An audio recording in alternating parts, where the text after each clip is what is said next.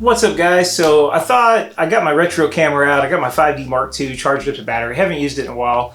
And I've had this video idea on my mind for a while, just something I wanted to talk about. About a year ago, I went to a place called Boss Battle Games in Indianapolis. I was on my way to a bike ride. I was by myself. I was driving through Indianapolis, and I'd found this place, and I decided I wanted to stop and check it out.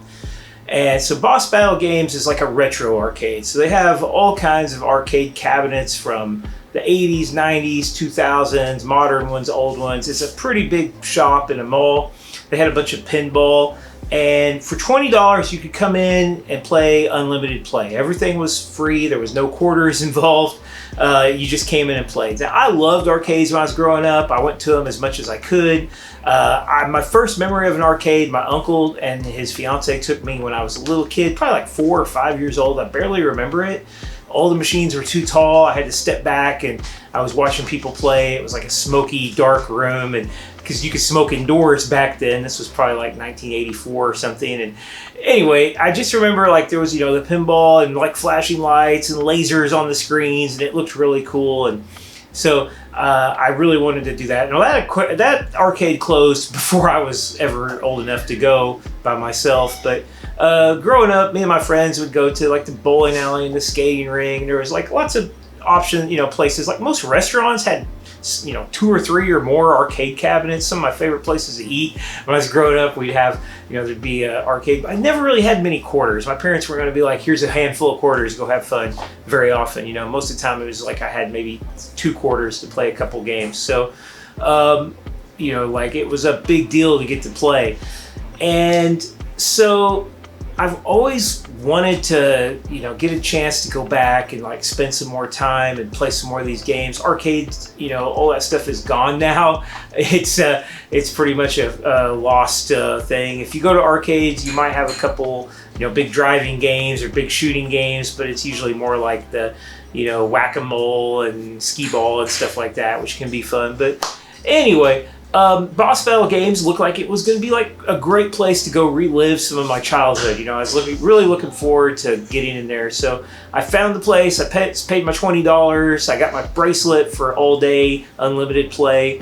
And I think the first thing I went to was Time Crisis. But it was usually 50 cents to play Time Crisis. So, it was like a little high for me. But I went to play Time Crisis, and I remember playing like the X-Men 4-player game, the Ninja Turtles 4-player game, the Simpsons 4-player game. Then I went through and played a bunch of the classics, the Galagas, the Space Invaders, the Pac-Mans, Dig Dug, and Centipede, and went and played a bunch of these old classic games. Cubert, I always thought Cubert was cool, jumping on those little cubes, and Crystal Castles with the roller. That was a fun game.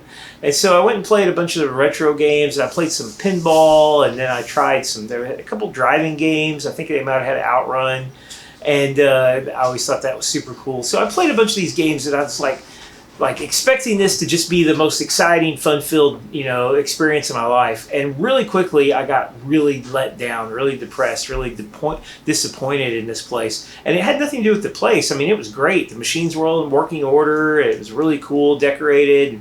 They even had a bunch of like emulated games for if you could sit down, you could play like every Nintendo game, every Super Nintendo game, every Genesis game. They had a table set up for that.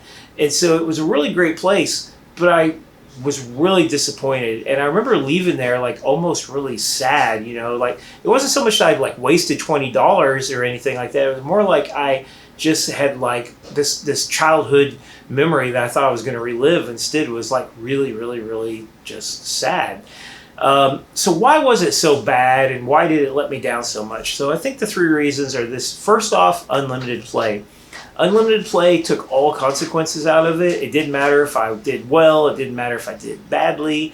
There was no fear of losing.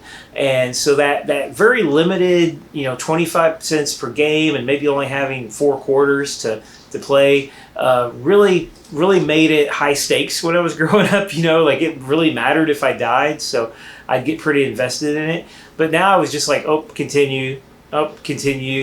And a lot of these games are pretty designed to like ramp up the difficulty. Maybe your first few minutes is pretty fun and easy, and then it starts getting harder and harder and harder to the point where you're shoveling quarters in. The Simpsons is really bad about that. and I was really struggling to play that. I wanted to beat it. It was a game I always really liked growing up, and I really wanted to beat. And I didn't even get close because I just got bored and depressed of it and walked away. I thought I'd spend a lot of time like mastering a pinball machine, but I got pretty bored with they had a lot of cool pinball machines, and I'd play each one like, several minutes, and then after a while I'd be like, okay, move on to the next one, move on to the next one. And again, I realized I didn't care I didn't matter if I got free games. It didn't matter if I got high scores because, and I wasn't very good at it. So I went on to consider that probably maybe the biggest reason it wasn't fun is because I was alone. So, I mean, it was always fun to go with friends to the arcade, but I mean, there was a lot of times I did go alone. My brother may be with me, maybe not, but I mean, like maybe I was at an arcade, more or less by myself, but there was always people there. There was, grown-ups or kids, and they were, you could watch somebody who was good at a game and watch them play for free, or you could challenge somebody at Street Fighter, or jump in on a game of the Ninja Turtles or whatever. And that was always really fun. And it was like this communal thing, there's other people and we're all enjoying the same activities and seeing these games and excited about them. And excitement's kind of like, it's kind of it builds on it when there's other people, and by yourself it's just hard to be very enthusiastic about much. And probably the third reason is just the fact that I'm not a kid, and these games they weren't that great to begin with. A lot of them weren't. There's not that much to Pac-Man once you've kind of figured it out a little bit, and either you get good at it or you don't. But I mean, you're just Pac-Man. It's just a lot of these games just weren't nearly as exciting as I remembered them as.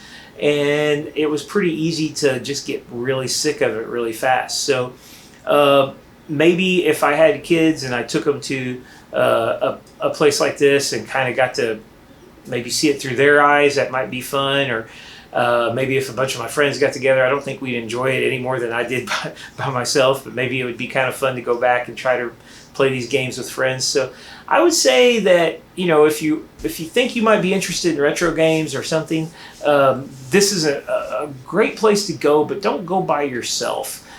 Get some people together and go try to make a group activity out of it. I think you'd have a lot more fun and maybe get less chance of getting kind of disappointed and let down by your childhood not measuring up the way you thought it would. So anyway, that's my retro game story. See you later.